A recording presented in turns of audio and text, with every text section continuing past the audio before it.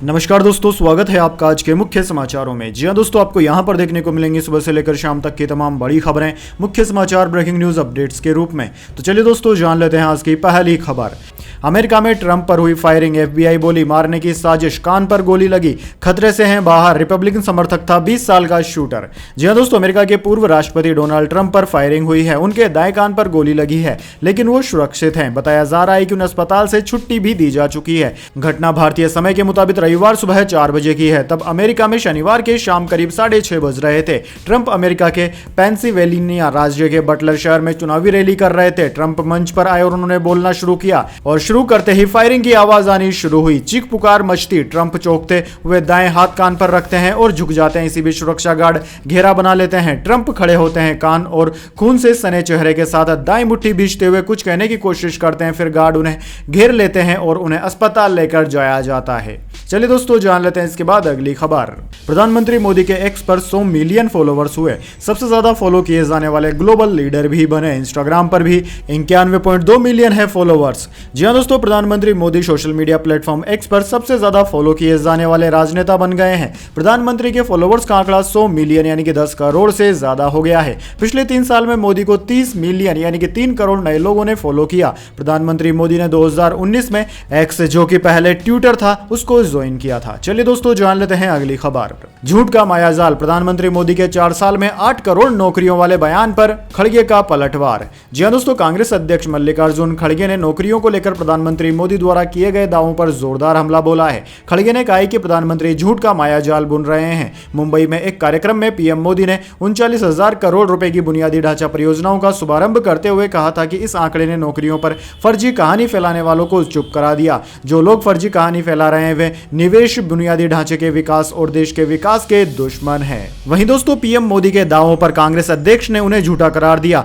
अध्यक्ष ने आरोप लगाया कि एनटीए से धांधली, पेपर लीक व घोटाले कराए गए और एनआरए से परीक्षा ही नहीं करवाई गई। शिक्षा प्रणाली को तहस नहस करने और युवाओं के भविष्य को तबाह करने का बीड़ा बीजेपी आरएसएस ने उठा रखा है। चलिए दोस्तों, जान लेते हैं अगली खबर। कुपवाड़ा में घुसपैठ की कोशिश नाकाम, सेना ने 3 आतंकवादियों को किया ढेर। जी हां दोस्तों, जम्मू कश्मीर के कुपवाड़ा के केरन सेक्टर में एलओसी पर सेना ने रविवार को घुसपैठ की कोशिश नाकाम कर दी। इस दौरान भारतीय सेना ने 3 आतंकवादियों को मार गिराया। जानकारी के अनुसार ऑपरेशन अभी भी जारी है। घुसपैठियों के एक समूह को सेना ने रोकने की कोशिश की थी, जिसके बाद गोलीबारी शुरू हो गई। जानकारी के मुताबिक सेना ने घुसपैठ का प्रयास कर रहे 3 आतंकवादियों को मार गिराया, जिनके शव भी बरामद कर लिए गए हैं। ऑपरेशन अभी भी चल रहा है। चलिए जान लेते हैं अगली खबर। 46 साल बाद खुला जगन्नाथ मंदिर का खजाना, आउटर रत्न भंडार का सामान 6 संदूकों में सील। दूसरा दरवाजा खुलते ही बेहोश हुए एसपी। जी हां दोस्तों, ओडिशा के पुरी स्थित जगन्नाथ मंदिर का खजाना 14 जुलाई दोपहर 1:30 बजे खोला गया। इस दौरान भंडार गृह में सरकार के प्रतिनिधि, एएसआई के अधिकारी, श्री गजपति महाराज के प्रतिनिधि और 4 सेवादार समेत 11 लोग मौजूद रहे। पूरी जगन्नाथ मंदिर के मुख्य प्रशासक अरविंद पाड़ी ने बताया कि आउटर रत्न भंडार का सामान लकड़ी के 6 बक्सों में शिफ्ट कर दिया जाएगा। उधर दोस्तों, रत्न भंडार का दूसरा दरवाजा खुलते ही एसपी पिनाक मिश्रा बेहोश हो गए थे। हालांकि इसका कारण पता नहीं चल सका है। बाद में मंदिर परिसर में ही उनका इलाज किया गया। दोस्तों, मंदिर का खजाना आखिरी बार 46 साल पहले 1978 में खोला गया था। चलिए दोस्तों, जान लेते हैं अगली खबर। मणिपुर में सुरक्षा बलों के काफिले पर हमला, सीआरपीएफ जवान शहीद। जिरीबाम में कुकी उग्रवादियों ने फायरिंग की, जवान के सिर में गोली लगी। जी हां दोस्तों, मणिपुर के जिरीबाम में सीआरपीएफ और पुलिस की टीम के काफिले पर कुकी उग्रवादियों ने रविवार को हमला कर दिया। इसमें सीआरपीएफ का एक जवान शहीद हो गया। पुलिस का एक अधिकारी भी घायल हुआ है। पुलिस ने बताया कि मोंगबुंग में कुकी उग्रवादियों ने पहाड़ी इलाके से गोलीबारी की। गोली सीआरपीएफ जवान अजय कुमार झा के सिर पर लगी। इसके बाद उन्हें अस्पताल पहुंचाया गया, जहां डॉक्टरों ने उन्हें मृत घोषित कर दिया। चलिए दोस्तों, जान लेते हैं अगली खबर। टाटा बीएसएनएल की डील से जियो एयरटेल का कटेगा पत्ता, कोने कोने तक पहुंचेगा फास्ट इंटरनेट।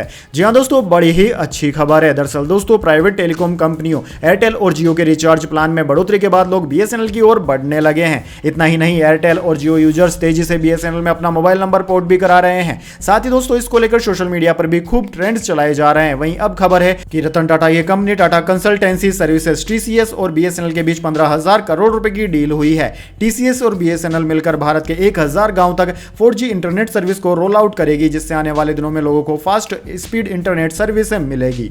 वैसे दोस्तों कमेंट करके बताइए कि अब BSNL में 4G आ जाने के बाद आप उसमें शिफ्ट करना पसंद करेंगे या फिर जियो के साथ ही बने रहेंगे। कमेंट बॉक्स में अपनी राय जरूर दीजिएगा। चलिए जान लेते हैं अगली खबर। बिहार में 7 नदियां उफान पर, कर्नाटक महाराष्ट्र में रेड अलर्ट जारी, MP समेत 5 राज्यों में भारी बारिश की चेतावनी। जी हां दोस्तों, नेपाल से सटे बिहार और यूपी के कई जिले बाढ़ की चपेट में हैं। बिहार के बगहा में गंडक नदी के बढ़ते जलस्तर से बाढ़ की स्थिति बनी हुई है। राज्य की 7 नदियां घाघरा, गंडक, गामती, कमला, बलान, कोसी, महानंदा और परमान नदी खतरे के निशान से ऊपर बह रही है। दोस्तों यहां पिछले 48 घंटे में 25 लोगों की मौत बिजली गिरने से हो गई। वहीं दूसरी ओर यूपी में सबसे ज्यादा खराब स्थिति पीलीभीत, लखीमपुर खीरी, शाहजहांपुर की है। यहां 20 लाख लोग बाढ़ से प्रभावित हैं। इटावा में कई निचले इलाकों में पानी भरा हुआ है। यहां रविवार को रोडवेज बस आदि डूब गई थी। 2 घंटे तक यात्री बस में फंसे रहे, बाद में बस को रेस्क्यू कर बाहर निकाला गया। वहीं दोस्तों मानसून पूरे देश में सक्रिय है। सबसे ज्यादा असर देश के पश्चिमी राज्यों महाराष्ट्र, केरल, कर्नाटक, गोवा में देखा जा रहा है। मौसम विभाग ने 14 जुलाई को इन राज्यों में भारी बारिश का अलर्ट जारी किया है। वहीं दोस्तों मध्य प्रदेश, गुजरात, उत्तर प्रदेश, ओडिशा और छत्तीसगढ़ में भी भारी बारिश का अलर्ट है। चलिए दोस्तों जान लेते हैं अगली खबर। बैकफुट पर आने की जरूरत नहीं, यूपी में बीजेपी कार्यकर्ताओं को सीएम योगी ने दिया पावर बूस्टर। जी हां दोस्तों, लोकसभा चुनाव के बाद लखनऊ में बीजेपी की पहली प्रदेश कार्य समिति की बैठक का आयोजन हुआ। इस दौरान सीएम योगी ने बीजेपी कार्यकर्ताओं को संबोधित किया। उन्होंने कार्यकर्ताओं का उत्साहवर्धन करते हुए कहा कि बैकफुट पर आने की जरूरत नहीं है। मुख्यमंत्री ने कहा कि हालिया लोकसभा चुनाव से पहले बीजेपी ने प्रधानमंत्री मोदी के नेतृत्व में 2014, 19 और 22 में विपक्ष को हराया है। सीएम योगी ने आम चुनाव के परिणामों का भी जिक्र करते हुए कहा कि इसमें कोई शक नहीं है कि जितना वोट परसेंटेज 2014, 17 और 22 बीजेपी के पक्ष में था, 2024 में भी बीजेपी उतना वोट पाने में सफल रही है। चलिए दोस्तों जान लेते हैं अगली खबर।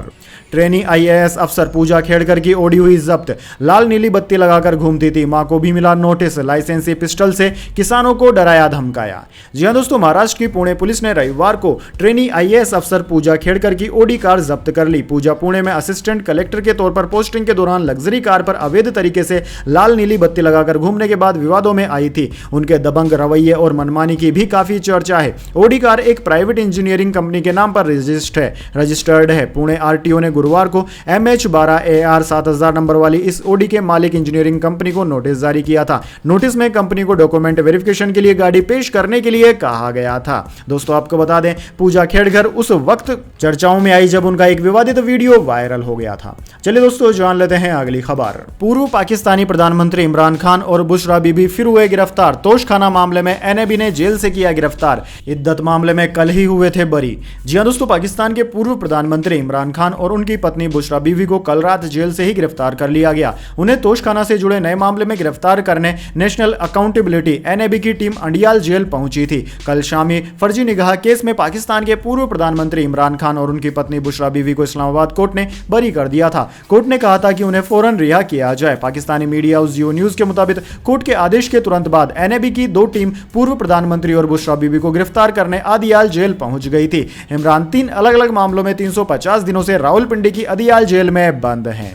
चलिए दोस्तों जान लेते हैं अगली बड़ी खबर। कैंसर से जूझ रहा दिग्गज, इलाज के लिए BCCI आया सामने, 1 करोड़ रुपए की मदद राशि देने की घोषणा। जी हां दोस्तों, भारतीय क्रिकेट टीम के पूर्व कोच और क्रिकेटर अंशुमान गायकवाड़ इस वक्त ब्लड कैंसर जैसी गंभीर बीमारी से जूझ रहे हैं। 71 साल के इस दिग्गज का इलाज लंदन में चल रहा था और इसकी जानकारी मिलते ही भारतीय क्रिकेट कंट्रोल बोर्ड की तरफ से मदद का हाथ आगे बढ़ाया गया। अंशुमान गायकवाड़ के इलाज के लिए बोर्ड की तरफ से 1 करोड़ रुपए की राशि तुरंत दिए जाने का फैसला किया गया है। BCCI सचिव जय शाह की तरफ से इस बात की जानकारी मिलने के साथ ही तुरंत एक्शन लिया गया। उन्होंने परिवारजनों से बात करते हुए दिग्गज की तबीयत का हालचाल भी पूछा और मदद की घोषणा की। चलिए दोस्तों जान लेते हैं अगली खबर।